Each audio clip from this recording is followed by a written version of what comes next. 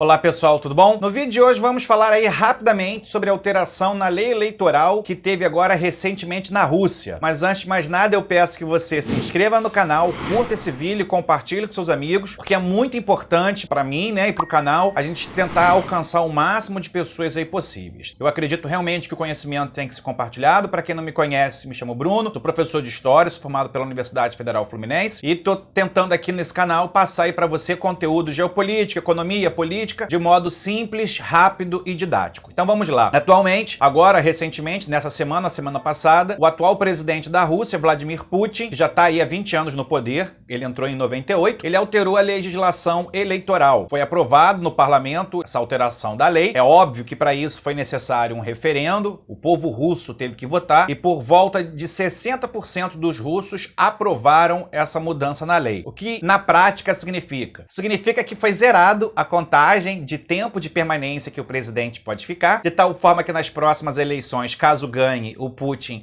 pode ficar mais 2 mandatos, só saindo aí do poder em 2036, quando tiver por volta aí de 80 anos. Se ele conseguir sair em 2036, porque aí não tem mais como alterar a lei, a não ser que até lá altere-se de novo, ele vai ficar mais tempo que Stalin, que foi o presidente ou líder da Rússia que ficou mais tempo no poder recentemente. A gente tem que entender que muitos consideram o governo Putin um governo autocrata. E de fato, você tem vários pontos que realmente confirmam isso. Mas essa autocracia que tem por causa do Putin, ou que o Putin tem acesso aí, não é sem o apoio dos russos. Essa é a grande verdade. Quando a gente pensa em Rússia, a gente sempre tenta ver não só a Rússia, mas qualquer outro país com o nosso olhar, com o olhar do brasileiro ou com o olhar ocidental. E a gente tem que entender que a Rússia não é um país totalmente ocidental, não comunga de todas as ideias ocidentais. O ethos russo é diferente do ethos brasileiro, por exemplo. Então, recentemente houve, nas últimas 2 décadas, uma escolha,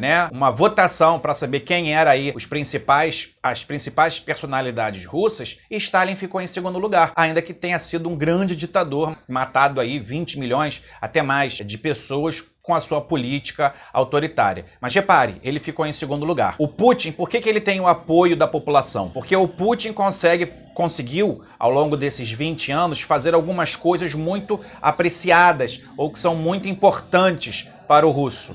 O Putin conseguiu fazer algumas coisas que são muito caras para o povo russo. Primeira coisa que a gente tem que entender é a história recente da Rússia. Quando eu digo recente, bem recente, tá? Em 91 acabou a União Soviética e aí o Estado russo foi desmantelado e os russos ficaram mais empobrecidos. Não havia um orgulho de ser russo. E durante o governo de Boris Yeltsin, que foi esse governo de transição, houve aí um desmembramento das estatais russas, vendidas aí para grandes empresários russos que acabaram criando um grande oligopólio, os famosos oligarcas russos. E o Putin já disse em suas memórias, há várias entrevistas que você pode encontrar, onde ele diz e afirma que o grande mal do século XX, na visão dele, foi a dissolução da União Soviética. Então, a primeira coisa que ele faz quando chega ao poder é trazer de volta esse patriotismo russo. Como que ele faz isso? Primeira coisa que ele fez lá em 98 foi a Segunda Guerra da Chechênia. A Chechênia é uma região autônoma da Rússia, de maioria islâmica, e durante o governo de Boris Yeltsin, o exército russo tomou um piau. Há um atentado terrorista feito na Rússia, em Moscou, para ser mais preciso, e o governo vai culpar aí terroristas chechenos. Os opositores de Putin dizem que foi ele que criou, foi o próprio Estado russo que fez aí esse atentado para poder justificar uma invasão à Chechênia. Uma vez que tenha sido aí invadida a Chechênia, o exército russo conseguiu acabar com esses terroristas, ou ditos terroristas, com essa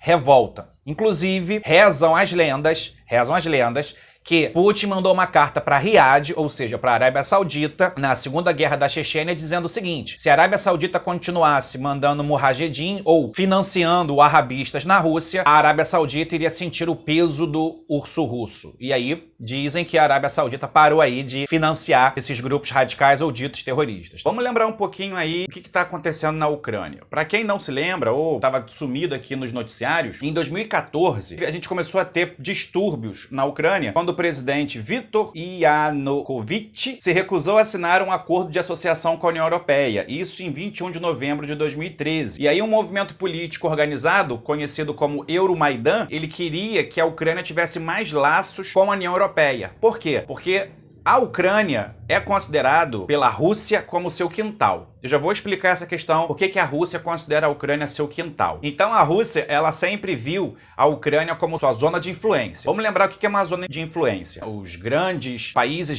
hegemônicos têm seus blocos de influência, sua zona de influência, ou seja, você tem o país A, ok? E em volta dele há uma área de influência. Então, aqueles países adjacentes, de modo geral, quando é uma potência ou uma superpotência, sempre vão ser subordinados de modo direto ou indiretamente pelo país mais forte. Vamos citar alguns exemplos, por exemplo, no caso da China, você tem a Coreia do Norte, que é a zona de influência da China. No caso americano, você tem o México e o Canadá. No caso da Rússia, você tem, por exemplo, a Ucrânia. Então isso é comum, sempre houve, sempre vai existir. Claro que conforme a gente vai evoluindo aí, você tem blocos políticos, mas isso não impede aí que um país da União Europeia, por exemplo, claro que um não vai influenciar tanto o outro do lado, mas isso não impede que a França tenha uma zona de influência na África, nas suas antigas colônias, como por exemplo no Mali, na República do Mali. Então no momento que a gente entende que a Ucrânia sempre foi zona de influência russa, quando esse presidente, que era pró-russo, se recusa a estreitar laços com a União Europeia, uma parte dos ucranianos se sentem aí desprestigiados ou mesmo se sentem agredidos, porque a gente tem que entender um pouquinho da Ucrânia. Vai aparecer aí no mapa, aqui no vídeo, a Ucrânia ela pode ser dividida em dois grandes grupos: os ucranianos e os russos. Na parte leste da Ucrânia, majoritariamente a população é russa, se considera russo e fala o russo. Na parte oeste da Ucrânia, majoritariamente essa população fala ucraniano e se considera ucraniano. E aí esse movimento Euromaidan, ele vai começar aí então a fazer protestos pegando carona na Primavera Árabe. Aqui no Brasil, fazendo um paralelo, a gente vai ter aí as jornadas de 2013, 2014, contra a Copa, contra a Dilma. Então, o mundo, de modo geral, estava bem efervescente quando a gente pensa, por exemplo, na questão de movimentos sociais. E esse grupo Euromaidan vai, então, depor esse presidente, vai depor o Viktor Yanukovych e vai ter uma nova eleição. Paralelo a isso, esse grupo, o Euromaidan, ele vai começar a crescer muito na Ucrânia, e o leste da Ucrânia, que era mais ligado à Rússia, se considera russo, não vão concordar com essa política da deposição. E aí a gente vai ter aí a revolução na Ucrânia. Quando ele é destituído, o Viktor Yanukovych, em 23 de fevereiro de 2014, os ativistas pró-russos e anti-revolução vão começar na região majoritariamente russa da Crimeia, e também vai ser seguido por manifestação como Donetsk, Lugansk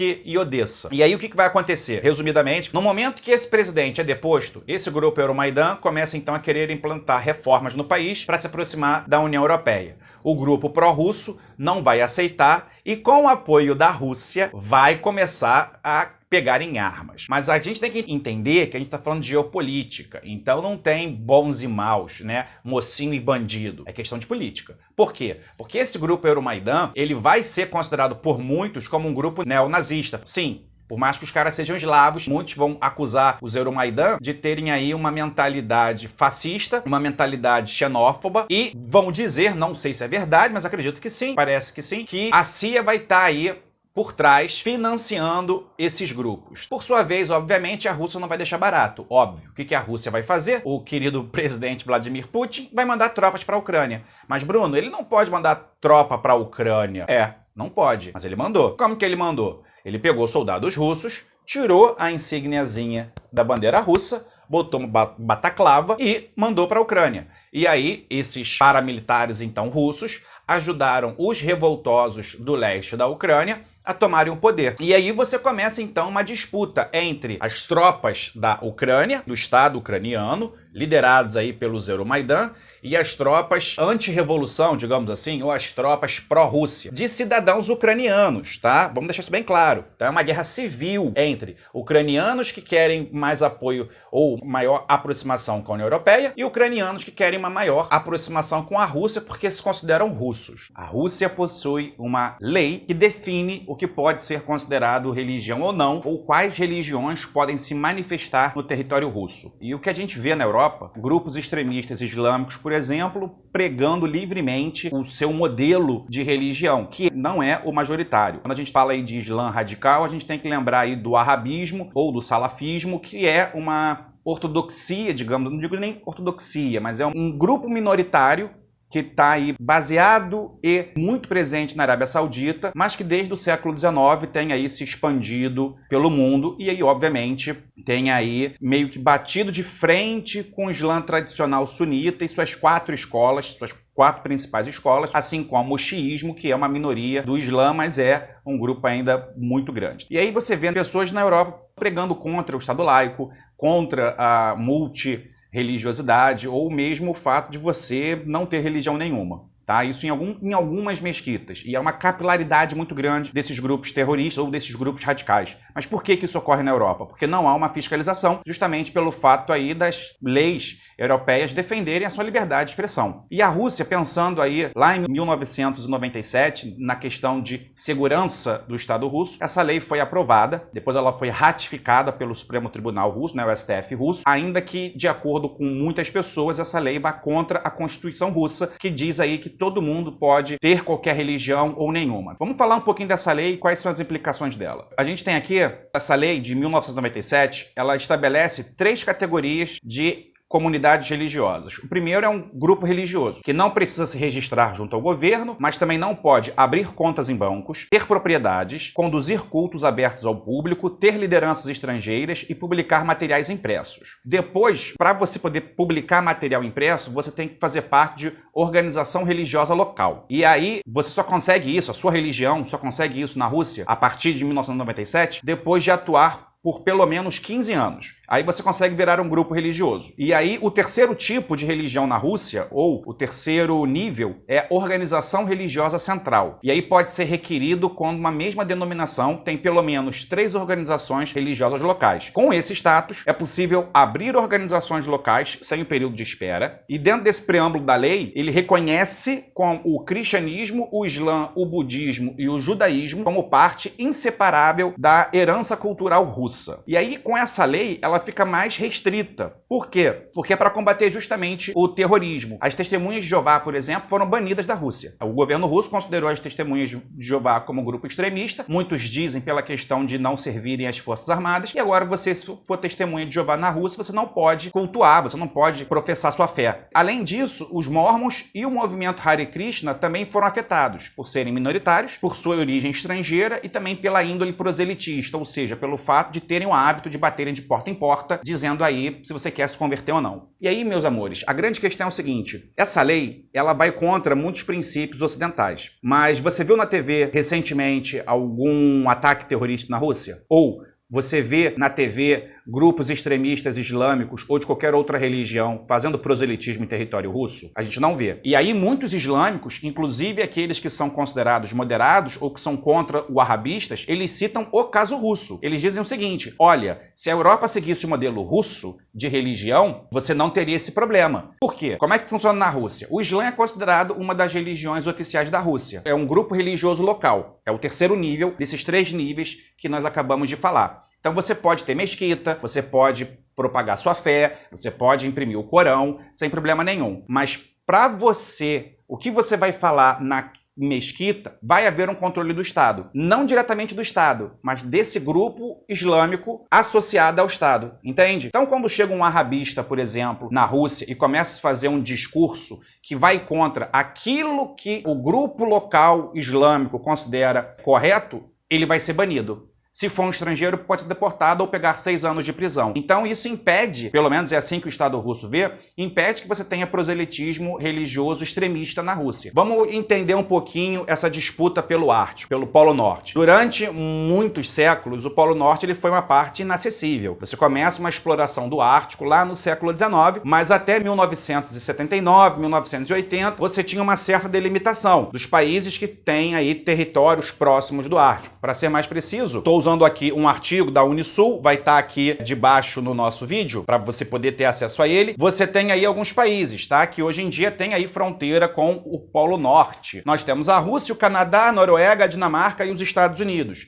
Esses são os principais países que têm aí fronteira com o Ártico, com o Polo Norte. E diferente do Polo Sul, que é uma grande massa de terra cercada por oceano, o Ártico não. Se você pega, você vai ver que vai ter o Polo Norte e você vai ter uma série de países em voltas e vários pequenos oceanos ou mares. E qual é a importância do Ártico? Durante muito tempo se pensou que o Ártico seria uma área inexplorada, mas não é bem assim. Eu tô vendo aqui, por exemplo, na Super Interessante, eu dei uma pesquisada, eu vou falar alguns dados aqui sobre o Ártico, só pra gente ter uma ideia. Debaixo do gelo do Ártico, há petróleo suficiente para encher 83 bilhões de barris. É o triplo do estimado do pré-sal brasileiro. Tem também gás natural para abastecer todo o planeta por 14 anos. É isso mesmo que você ouviu. E também dá ao Ártico 20% dos combustíveis fósseis ainda não explorados no mundo. Além disso, tem minério de ferro, carvão e urânio e diamantes. Então repare que é uma área com muitos recursos naturais. Até por volta aí de 2008, 2009, era praticamente inacessível. Era muito difícil, porque as temperaturas são muito baixas, a camada de gelo era muito grande. Entretanto, o aquecimento global mudou a figura do Ártico. Todo mundo sabe que o aquecimento global está aí derretendo as calotas polares e no Ártico não seria diferente. Então, atualmente, a Rússia foi a pioneira dos países que têm aí contato com o Ártico. Ela começou a querer explorar o Ártico de uma maneira mais invasiva. Vamos lá, vamos uma pegadinha aqui do malandro. O que acontece é o seguinte, você tem uma lei internacional que diz que você tem aí, todo o país tem uma plataforma continental de acesso ao mar,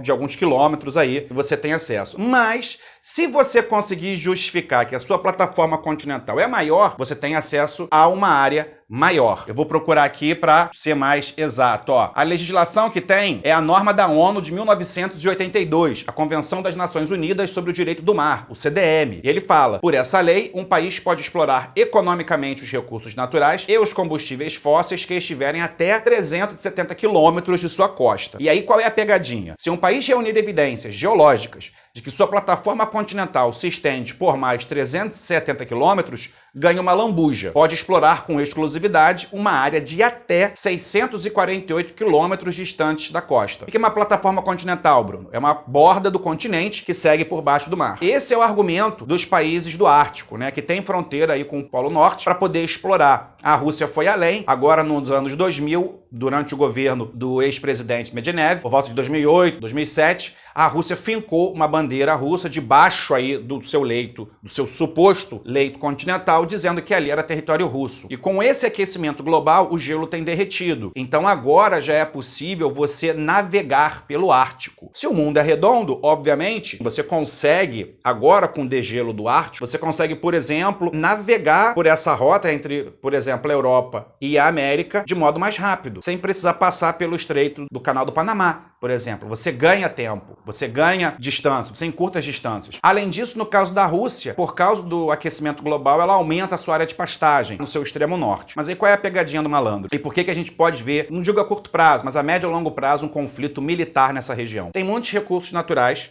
É uma área de disputa, porque cada um vai dizer que tem acesso àquele território ou que tem acesso àquele pedaço do país. E é uma área que já foi de muito difícil acesso, ainda é de difícil acesso, mas é menos por causa do aquecimento global, mas tem um peso geopolítico muito grande, porque quem controla o Ártico vai controlar novas vias de comércio e seus recursos naturais. E a exploração do Ártico em si também é complicada, porque se continuar a exploração, se, por exemplo, há uma empresa petrolífera, tem, sei lá, começa a perfurar lá um poço de petróleo e tem um vazamento, você contamina boa parte do mundo, né? Porque vai de cima e vai descendo. Mas aí qual é a grande jogada? A Rússia já criou algumas bases militares no Ártico, já tem uma frota especializada no Ártico, militares especializados naquele tipo de conflito ou naquele tipo de área. Ela não tá de bobeira. Os Estados Unidos estão atrás e a China foi além. A China, mesmo não tendo contato nenhum com o Polo Norte, também agora, durante a década aí de 2000, 2009, por 2009, 2010, 2008 a 2010, ela foi com um navio quebra-gelo chamado Dragão de Gelo e quebrou, começou a explorar e hoje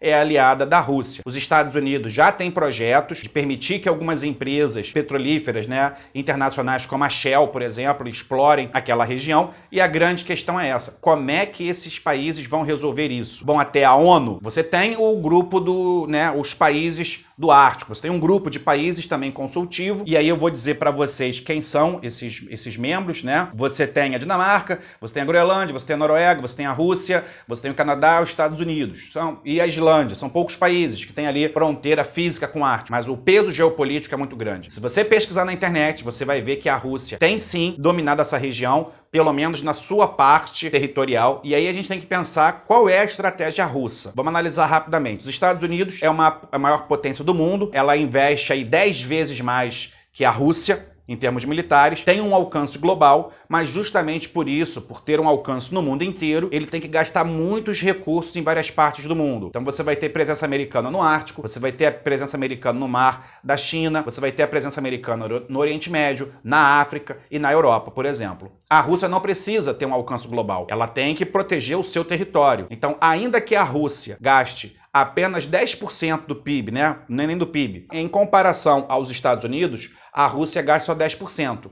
Entretanto, ela está focando em modernizar o seu exército. Não preciso ter o maior exército do mundo, mas eu tenho que ter um exército que possa proteger o meu país, proteger as minhas fronteiras e ter resposta rápida em caso de qualquer ataque. Antes de explicar o possível conflito ou atrito, para ser mais preciso, entre OTAN e Rússia, é necessário explicar o que é a OTAN. A OTAN é um grupo militar criado em 4 de abril de 1949 e o nome significa Organização do Tratado do Atlântico Norte. Ele foi criado na esteira aí da Guerra Fria, né, em resposta ou a resposta do Pacto de Varsóvia, que era o bloco comunista, e ele tem como objetivo um objetivo muito simples. O objetivo dessa aliança militar é proteger os seus membros. Em outras palavras, se você atacar um, todos se considerarão agredidos. Porque a gente tem que pensar que em 49 está no início da Guerra Fria e os europeus, os americanos tinham medo que o bloco soviético, nesta época ainda liderado por Stalin, invadisse o resto da Europa Ocidental. Havia um medo realmente real, possível, ou de haver uma influência soviética nos países da Europa.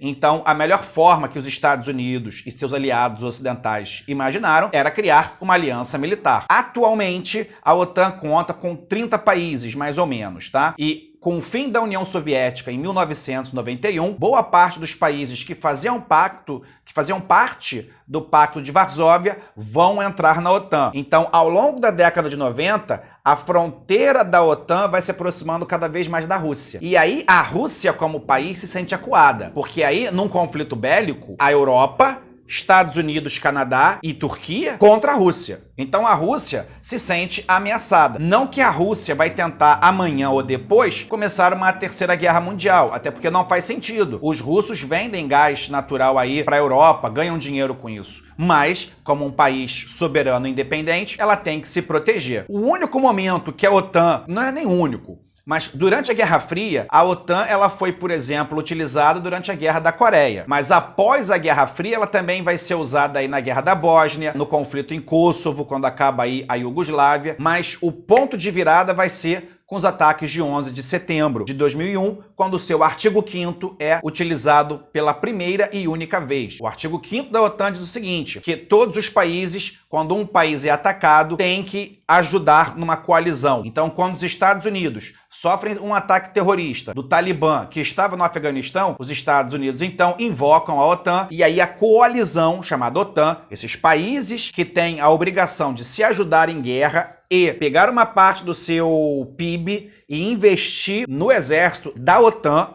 ok? Ainda que o alto comando seja americano, invadiram o Afeganistão. Então é por isso que você vê, de repente, tropas belgas, tropas francesas no Afeganistão. Elas estão ali em nome da OTAN, ou representando a OTAN, como a Espanha, por exemplo. Às vezes você vê um filme em canais de streamer, um filme, pô, a bandeira do cara é da OTAN, da Noruega. O que ele tá fazendo no Afeganistão? Ele tá ali em nome da OTAN. E aí, qual é o grande problema com a Rússia? A Rússia se sente acuada. E aí a Rússia, obviamente, não deixou barato. Logo após aí o 11 de setembro, junto com a China, ela vai criar a Organização de Cooperação de Xangai, e aí muitos dizem que essa organização asiática, ela é não só um contraponto à OTAN, mas tem como no futuro criar uma União Asiática, muito parecida com uma União Europeia. Então é isso, quando a gente vê na mídia, por exemplo, principalmente especializada, aviões da OTAN, seja, sei lá, aviões da Polônia sobrevoam águas próximas do território russo. Os russos ficam com medo, né, que esse avião acabe invadindo o seu espaço aéreo. E o que a Rússia faz então? Ou o que a Rússia fez? Para quem não sabe, o atual presidente é o Vladimir Putin, ok? Quando acaba a União Soviética em 91, você vai ter o governo aí do Boris Yeltsin, a Rússia vai estar devastada, o PIB russo vai estar lá embaixo, as forças armadas russas vão estar em frangalhos, e a partir do momento que o Vladimir Putin assume o poder, a partir aí de 98, 2000, ele começa a modernizar as forças armadas russas. A ideia dele é, eu não preciso de um exército tão grande, eu preciso de um exército muito moderno, muito bem equipado para proteger as minhas defesas, as minhas fronteiras. Então, Atualmente, você tem aí o exército russo, já é considerado, de novo, um dos melhores exércitos do mundo, ainda que empregue 10% somente do PIB em relação a que os Estados Unidos gastam aí no seu exército. As Forças Armadas americanas gastam aí por volta de 680 bilhões de dólares, enquanto os russos gastam por volta de 6,8 bilhões. Há um vídeo muito bom chamado As Entrevistas com Putin, do cineasta Oliver Stone, aonde ele confronta Putin com uma série de perguntas, e uma dessas perguntas ele fala justamente sobre a questão da OTAN e do quanto que os russos gastam em defesa. Hoje a Rússia é líder em alguns aspectos militares, como por exemplo o sistema de defesa antimísseis, sistema de mísseis guiados. Então a Rússia tenta, dentro da medida do possível, impedir ou